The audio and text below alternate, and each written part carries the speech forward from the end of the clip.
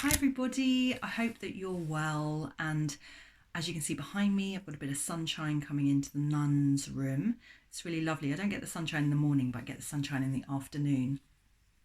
And since our lockdown I've been sat here in the afternoons doing a little bit of work or reading, and there's a tree outside my window and there's these beautiful little blue tits that come up to the tree, and I was thinking, oh, maybe I'm somehow going to do something to try and entice them over to my window at some point. But this afternoon I was having a really good think about what to talk about, and today we've decided that it's going to be fake Christmas. It's the 25th of March. It's a couple of months on from the actual Christmas that we just had, but I just felt to break up the monotony of every day that's going on at the moment, because I don't know about you, but for me, I'm not quite sure what day it is all the time. That's kind of a life of a freelancer anyway. I don't really have huge major routine, but I'm certainly feeling a bit discombobulated. So I thought, how are we going to break this up? So today is fake Christmas, and I've got a couple of things in front of me that we are going to eat in our flat a little bit later. And as I talk to you now, right here, right now, my flatmate is actually cooking a Christmas dinner. Couldn't find a turkey, but could find chicken. I think it was the last on the shelf, but a nice bit of chicken. I haven't had chicken for a while, don't know about you. So we're going to make it really special. I found some stuffing. I even found some reduced bread sauce in Tesco's. But the most exciting things that I found for fake Christmas, because I had this idea in my head for about a week now, was when I went to John Lewis the other day to go and buy my jar for my kombucha, to bring my kombucha in. You wouldn't be surprised how hard it is to find a jar to do that. I then happened upon a basket full of goodies that they were selling off that were Christmassy. So I found two things that were perfect for today. So I'm going to talk about those. And then I also, at the end of this, I will tell you what I made today as a little craft thing from leftovers. So first of all, I'm going to introduce the Christmas pudding, which should be given a massive, massive, huge round of applause. Ooh. The Christmas pudding, we take this for granted. They do little ones, big ones.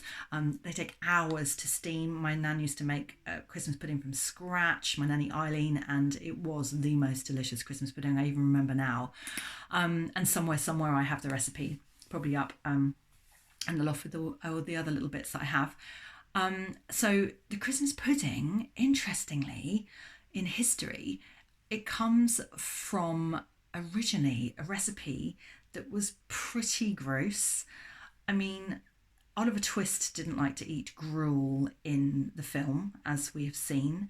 The poor children in the workhouse did not like to eat gruel. But the original idea for Christmas pudding, the deliciousness that we know today of Christmas pudding, the sweet, the juicy raisins, the almonds, the different nuts, the flour, the breadcrumbs, all of that, like really gorgeous. You only need a tiny bit for the taste. It started off as gruel, fruits, meat in a broth. So that's what it started off its life as, way back in the time of William and Mary. So if you know about any of the British kings and queens, so William and Mary's reign. And then over time, it slowly started to develop into something that became a pudding, because then became a cheesecloth. So this particular mixture was put into a cloth and then boiled away on the stove, and then apparently it was George III's absolute favourite because he was a really big fan of English puddings, and but it was actually served with beef. Interestingly, I'm not sure. I think I need to try that just to see how that would work. Maybe it might be a bit like a dumpling, I don't know. But then slowly over time, it then evolves into the pudding that we know today, which was actually in Victorian times. So maybe Queen Victoria had a bit of a say in that, to say, look, no more of the sweet and savoury. We're going to stick to sweet, and it's going to be delicious. I used to actually know some of the facts of the kind of cakes and things that she had made in the palace when she became queen, because she wasn't allowed to eat any of that when she was a child through the Kensington system. So as soon as she became queen, she changed it all and had all these amazing things made. So interesting.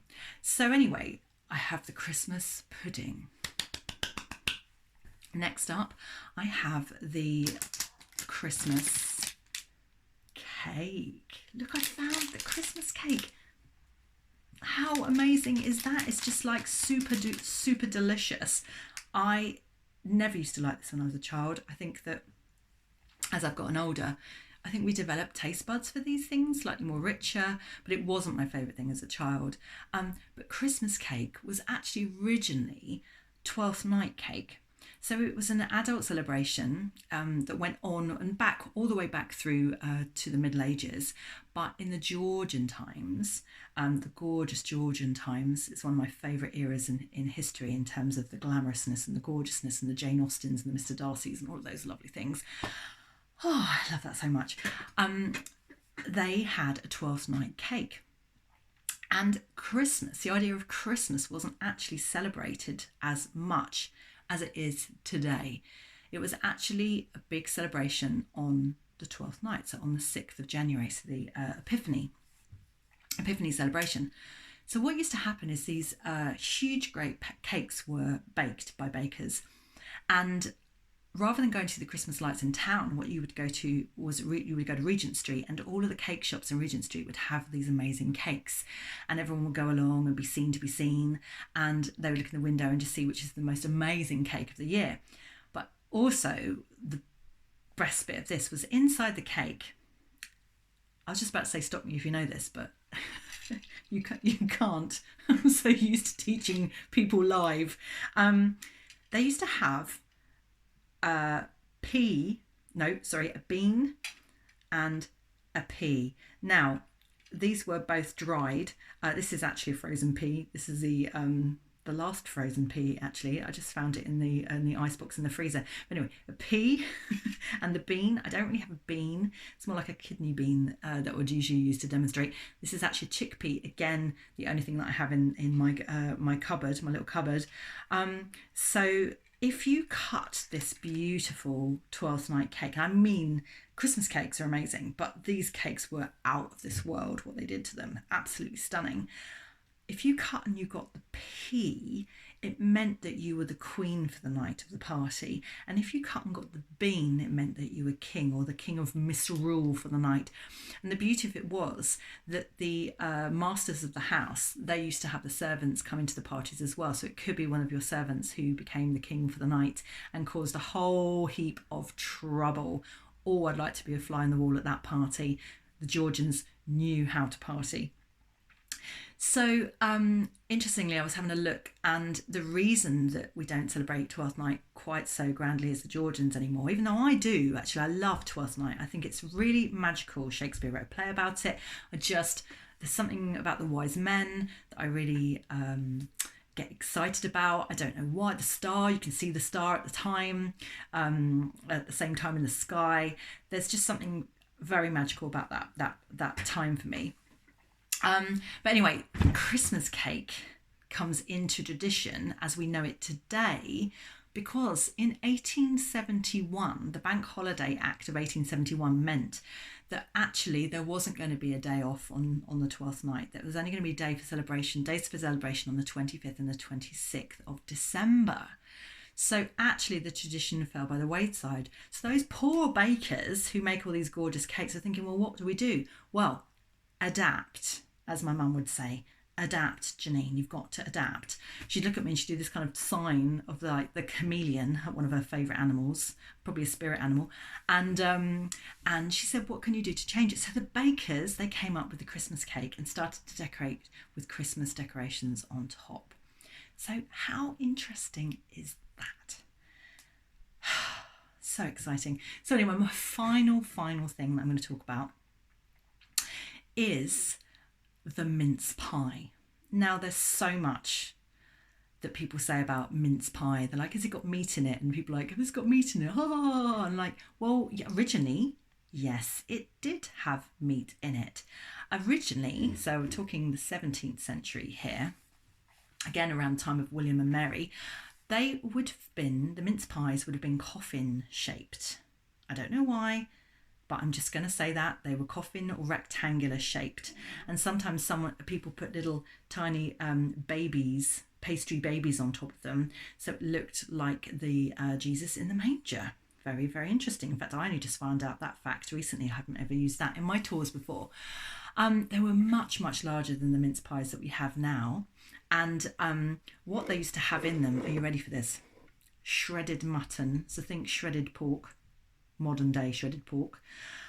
Cloves, mace, prunes, dates, raisins, and orange peel. And what the people at this time used to do was they used to eat one for each day of Christmas. So one of these pies each day of Christmas.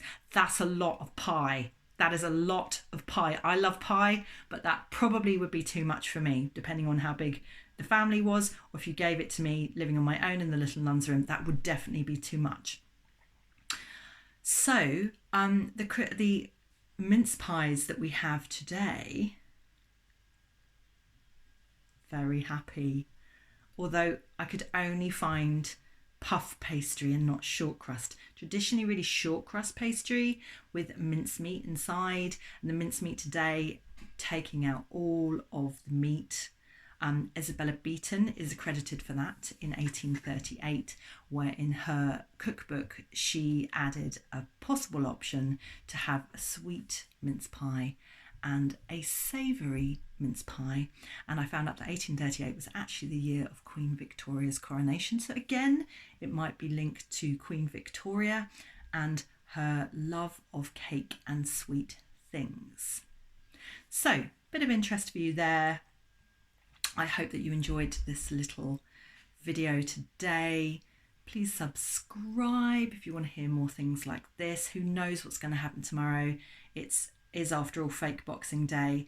Let's see. But in the meantime, I'm going to be having Christmas pudding later, or a piece of Christmas cake. But in the meantime, it is now time for a cup of tea and my lovely homemade mince pie.